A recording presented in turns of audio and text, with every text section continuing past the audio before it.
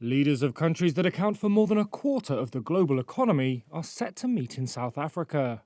Up for discussion at the BRICS summit, starting on August 22nd, how to turn this loose club of nations into a geopolitical force capable of challenging the West's dominance in global affairs. BRICS stands for Brazil, Russia, India, China, and South Africa.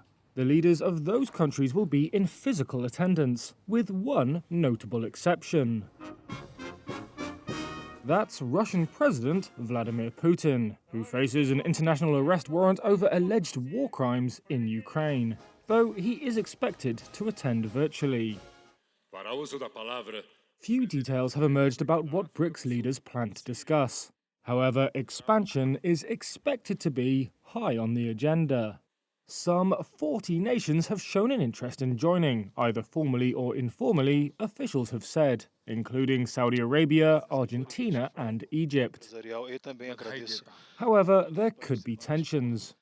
China wants to enlarge BRICS quickly as it tussles with the United States for geopolitical influence. Brazil is resisting, fearing the already unwieldy club could see its stature diluted. Russia is keen to bring in new members as it seeks friends amid its diplomatic isolation over Ukraine. Its most important African ally, South Africa, is on the same page. India is on the fence. What unites the bloc, though, is skepticism about a world order they see as serving the interests of the United States and its rich country allies. BRICS nations are keen to project themselves as alternative development partners to the West. The bloc's new development bank wants to de-dollarize finance and offer an alternative to the IMF and the World Bank. However, it's only approved $33 billion of loans in nearly a decade. That's about a third of the amount the World Bank committed to disbursing just last year. The NDB has also been hobbled by sanctions on Russia.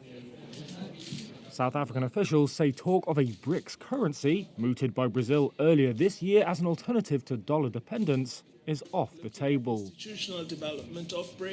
Nevertheless, South Africa's Foreign Minister Naledi Pandor has said BRICS wants to show leadership, particularly in terms of the development and inclusion of the Global South in multilateral systems. The theme of the Johannesburg summit is BRICS and Africa. That emphasizes how the bloc can build ties on a continent increasingly becoming a theatre for competition between world powers. Africa is also in the eye of the climate change storm. Carbon-intensive BRICS nations, accounting for 40% of the global population, also make up about the same share of greenhouse gas emissions. BRICS countries blame rich nations for causing the most global warming and want them to take on more of the burden of decarbonizing the world's energy supply. Officials in Brazil, China, and South Africa said climate change may come up at the summit, but indicated it wouldn't be a priority.